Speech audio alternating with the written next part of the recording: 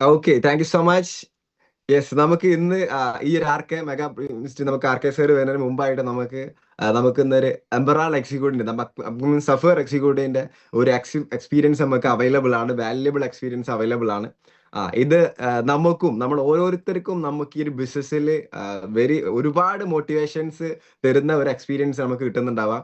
അപ്പോ നമ്മുടെ ടീമിലുള്ള ആളുകളൊക്കെ ഇവിടെ ഉണ്ടെന്നുള്ള എല്ലാവരും ഒന്ന് ശ്രദ്ധിക്കുക. ഹലോ, ടീമിലുള്ള ആരെങ്കിലും മിസ്സായി പോയിട്ടുണ്ടോ? ഇതൊക്കെ ശ്രദ്ധിക്കുക. കാരണം നമുക്ക് നമ്മളെ പാർട്ണർമാർക്കും ഈ ഒരു ബിസിനസ്സിൽ നിലനിൽക്കാനുള്ള കാര്യം എന്ന് പറഞ്ഞാൽ നമുക്ക് മുമ്പിൽ നിൽക്കുന്ന ലീഡേഴ്സിന്റെ എക്സ്പീരിയൻസ് ആണ് നമ്മൾ ബിസിനസ്സിൽ ഇവിടെ പിടിച്ചിരുത്തുന്നുണ്ടാവുക. അപ്പൊ നമുക്ക് നമ്മുടെ സ്വന്തം Shamsu sir, emerald executive Shamsu sir നമുക്ക് ഈ സിറ്റിംഗിൽ അവൈലബിൾ ആണ്.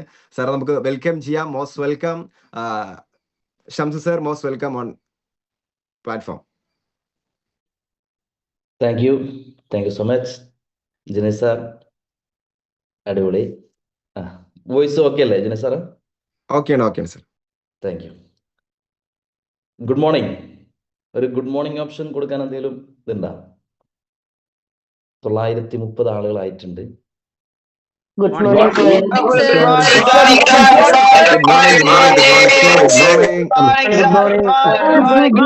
sir.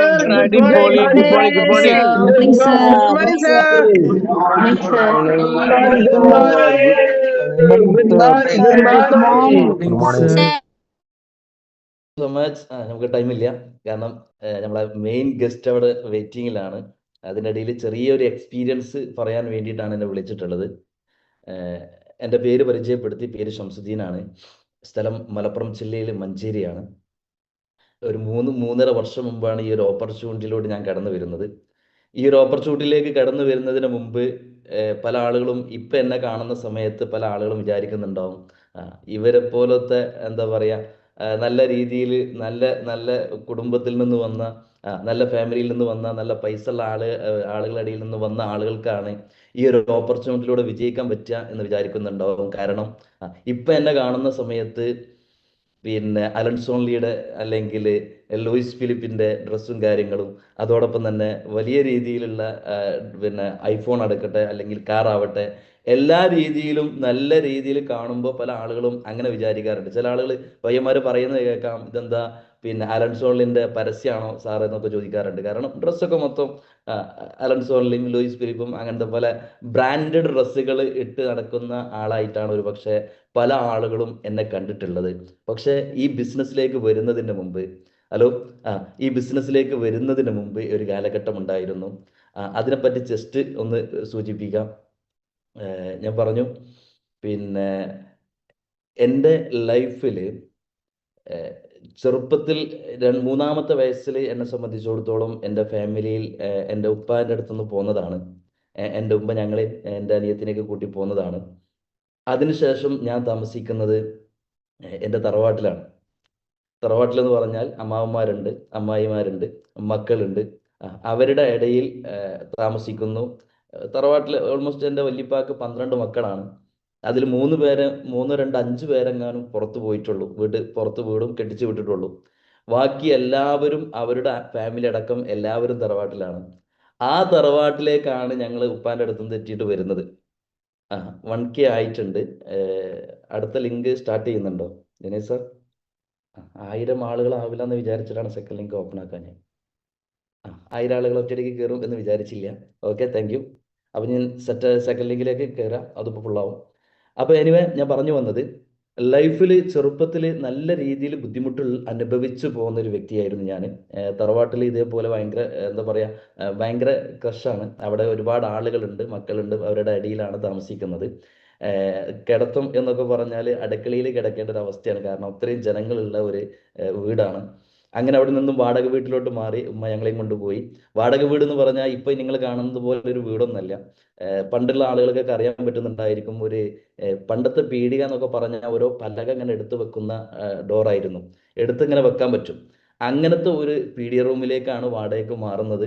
അവിടെ ഞാനും ഉമ്മയും എൻ്റെ അനിയത്തിയും ആയിരുന്നു ഉണ്ടായിരുന്നത്. അപ്പോൾ ആ ഒരു വീട്ടിൽ പിന്നെ പലക പുറത്തുനിന്നേ അത് പൂട്ടാൻ പറ്റുള്ളൂ. അപ്പോൾ ഉള്ളിലോട്ട് കയറി കഴിഞ്ഞാൽ അത് പൂട്ടണം പറ്റില്ല. 2, 3, 4 രണ്ടെണ്ണം എടുത്ത് വെച്ച് ബാക്കിയൊക്കെ വെച്ച് ഉള്ളിലേക്ക് കയറും, കിടക്കും, എന്നിട്ട് ചാരി വെക്കാനേ പറ്റുള്ളൂ. അങ്ങനെ വാടക വീട്ടിൽ നിന്നു. അതിനുശേഷം ചെറിയൊരു വീട് കുറച്ച് മുമ്പാണ്, അന്ന് എൻ്റെ തറവാട്ടിൽ തന്നെ കുറച്ച് പാടം, ഒരു 10 സെന്റ് പാടം കിട്ടി.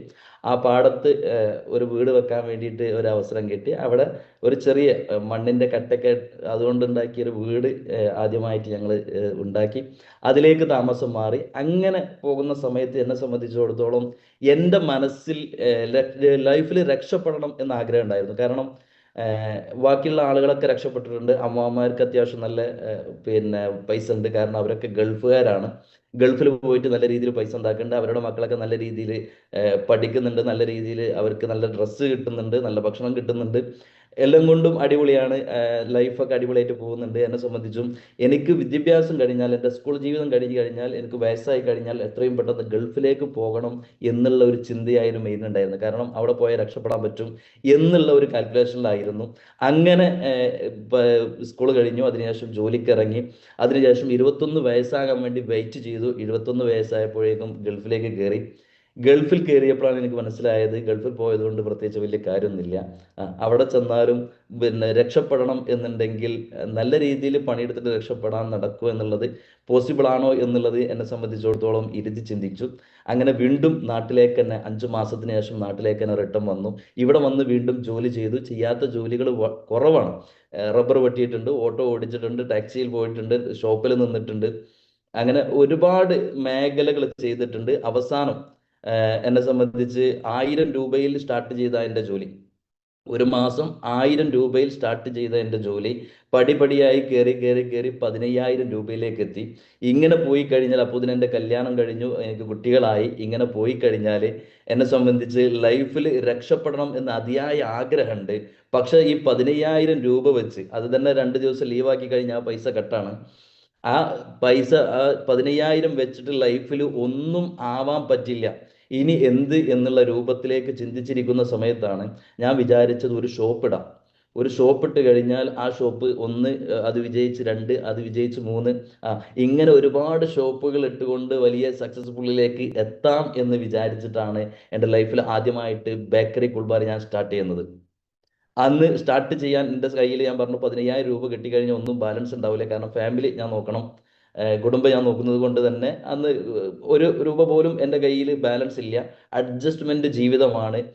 ഒരു വണ്ടി ഞാൻ നാട്ടിലൂടെയൊക്കെ വണ്ടികൾ, കാറുകൾ ഇങ്ങനെ പോകുമ്പോൾ നോക്കി നിൽക്കാനേ എനിക്ക് അവകാശമുള്ളായിരുന്നു. കാരണം അതിനെപ്പറ്റി ആലോചിക്കാൻ പോലും പറ്റില്ല.